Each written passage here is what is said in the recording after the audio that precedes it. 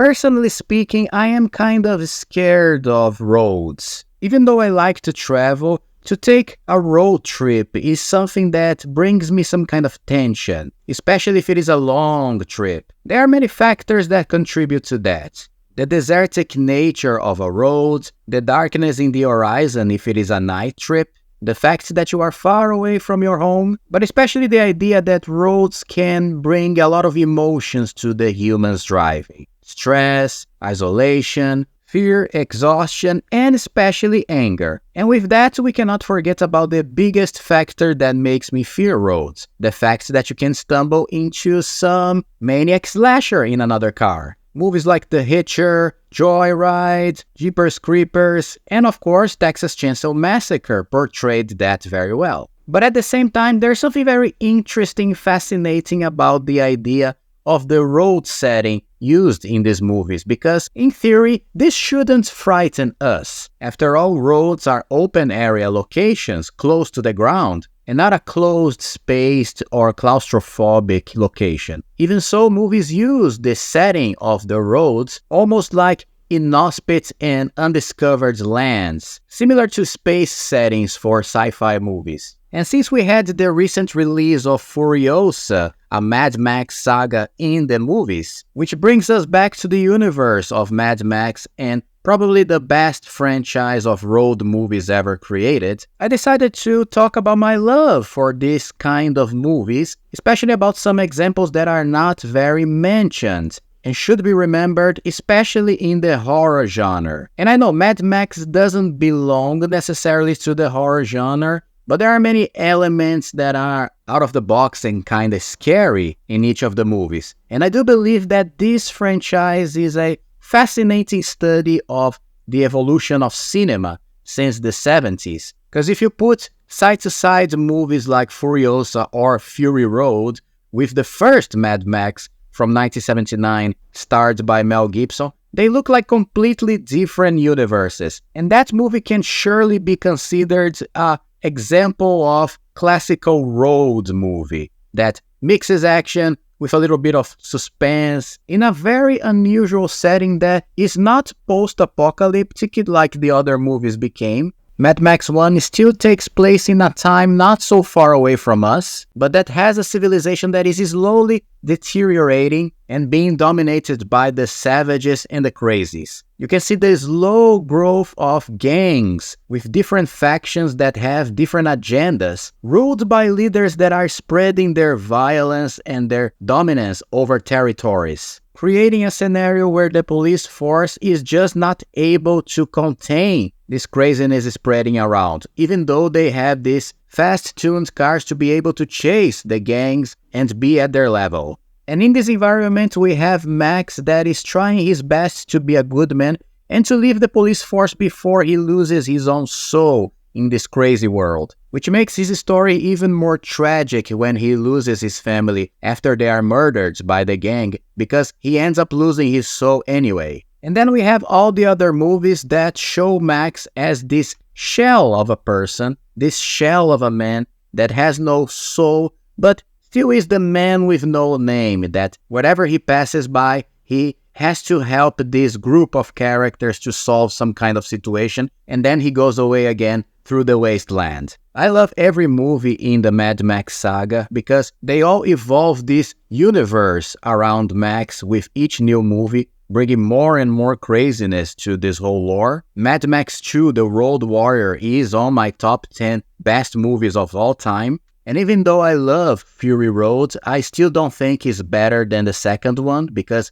the second one is unbeatable for me. And Mad Max left his imprint in the Australian cinema, especially in terms of movies that deal with this idea of roads and their dangerous nature. There's even a term for this category of movies that is called exploitation. Exactly, movies that have some connection with roads or travels or cars and car crashes and many other things, all related to Australia. And in this category we have movies like Razorback, Fortress, which is a movie that I love, and I have a video about it here in the channel if you want to check it, Straw Dogs, and many other examples, including the next two movies that I will talk now, both that I love very much, and they are great findings if you like this kind of genre. The first one is called Road Games, a movie from 1981 that is starred by Stacy Keach and Jamie Lee Curtis, a young Jamie Lee Curtis, in the beginning of her career. And the story is about a truck driver who, from time to time, catches some hitchhikers on the road,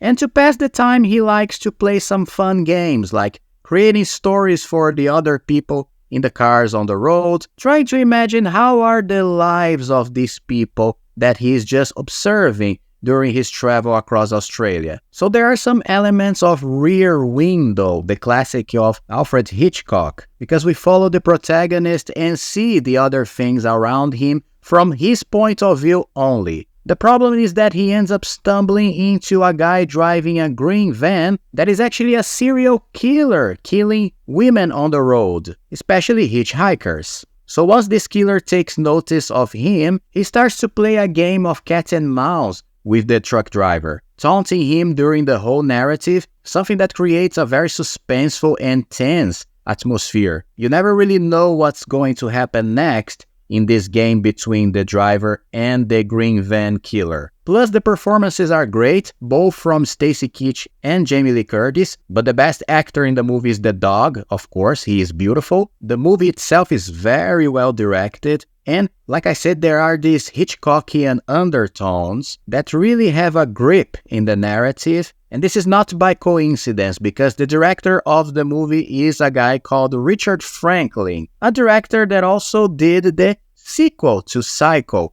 Psycho 2, which even though is a sequel to one of the greatest classics of horror movies, it still is a great sequel. A movie that I like as much as the original one, believe it or not. I even put it in my top 10 favorite horror sequels of all time. So the guy is almost like an apprentice to Hitchcock. But even though Road Games belongs to this genre of suspense and horror, it still is a movie that plays a lot with humor and is very focused on the romance between Stacy Keach and Jamie Lee Curtis. There are many scenes that focus on this idea of the loner guy of the road finally finding a hot chick on the road that could be the one for him. And going back to the humor tone, there are many scenes that also play with the idea of this guy not being exactly your macho hero that is unbeatable or has a lot of courage. In fact, there are many scenes that downplay him to be this guy that has nothing of an action hero but still has to step up to the game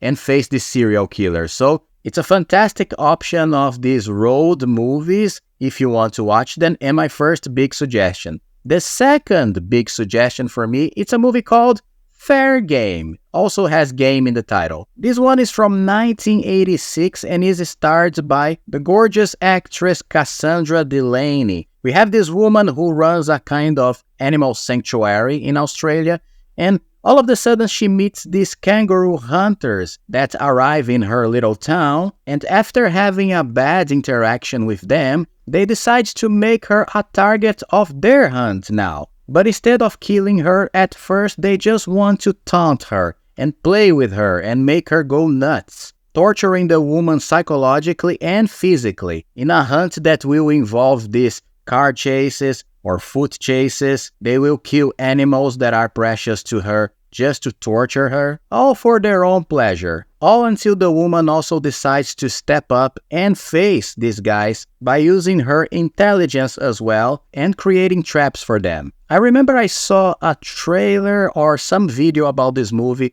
some years ago, but then I lost the name of the movie and I could never find it again. Until a couple months ago, by the magic of the algorithm, the movie showed up for me in another video mentioning it, so I watched it right away and it didn't disappoint at all. It's an awesome movie. It's a slow burn as well, but that has many action scenes, especially in the form of these three villains of the movie, because they look like they came straight from the universe of Mad Max sometimes, They're so crazy, insane, and basically just evil that some of their favorite activities is to perform acrobatics over their own truck they used to hunt during the high-speed chases after the girl. And these stunt scenes are amazingly photographed by the direction. In fact, even though this movie also belongs to the genre of suspense, the action scenes are great and filled with car crashes or car stunts, so it's another great option in this category. Plus, just like road games, is also a cat and mouse game that,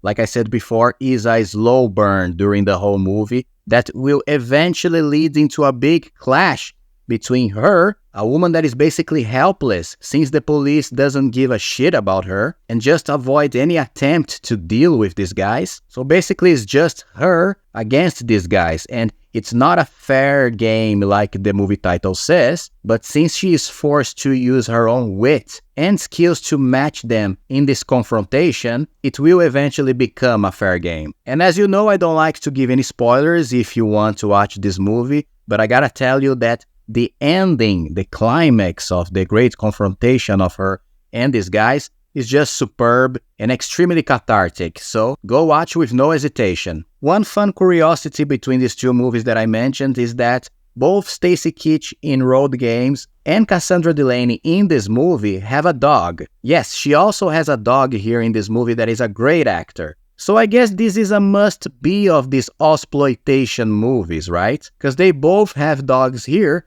but also Max in Mad Max 2 famously has a dog as well. So the moral of the story is Australians love dogs, which is awesome. But of course I couldn't finish this video without mentioning my favorite road movie of all time, even though I told you that Mad Max 2 is among my top 10 list. Even though that movie is on that list, it still is not my favorite road movie of all time, because this position goes to Duel from 1971, one of the first movies of Steven Spielberg, believe it or not. Starred by Dennis Weaver, here we have a very basic plot, but for me, one of those perfect movies that you cannot take anything from it or put anything else, because the whole execution is just flawless. And the plot revolves around this guy that is making a road trip as well, a business guy, that suddenly starts to be chased by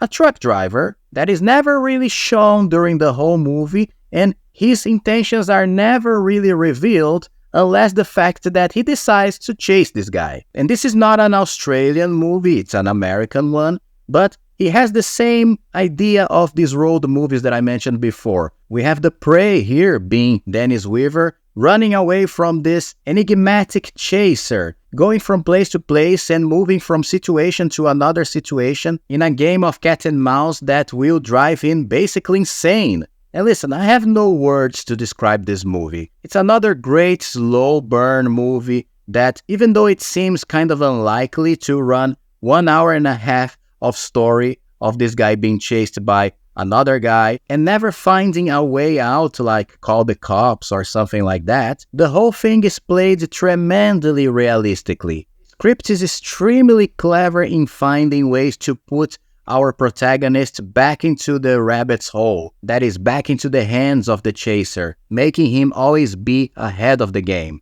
That is, until our protagonist also decides to step up and face this evil. And here, the evil, the slasher, is almost represented as a force of evil more than a human, in fact. Because like I said, he is never shown, and this is one of the greatest assets of this movie. We never see his face, and we will never see it, which makes the whole thing even more scary. The only thing that we see is this huge, old, dusty, and intimidating tanker. A beast of a vehicle that is basically represented just like that in the story, as a monster. A dragon ready to spit fire and kill its prey. Even the front of the truck has this kind of monstrous face in it, which is intentional by the production, of course. The headlights being the eyes, front parts with a grid that looks like teeth. It's all symbolically put together to represent this enemy, this villain of the movie. Plus, Dennis Weaver's performance carries us together with him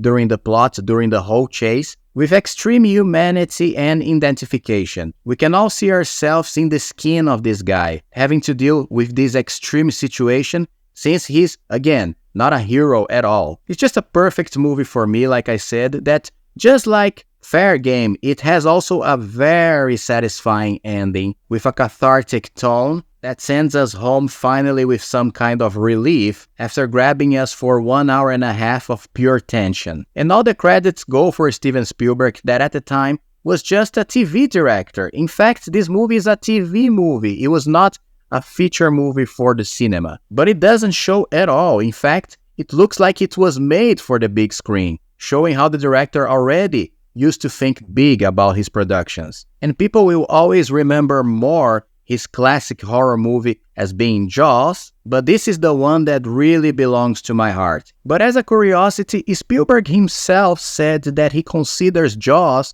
to be a kind of spiritual sequel to Duel, this time taking the evil creature of the roads straight to the ocean. And he says that the great inspiration for the dynamics of Jaws comes straight from this movie here, so that's why them both are impeccable films. And this is it. This is my list of road movies that come in the vein of the Mad Max movies, and also this whole category of exploitation that is truly fascinating, and I love it. What about you? What other horror road movies do you remember? Comment here below. Also, don't forget to leave a like in this video if you liked the video, and also subscribe to the channel for more videos with suggestions of old classics and movies that we all need to see before we die. Alright, thank you so much, see you in the next Trashy with Gus, and bye bye.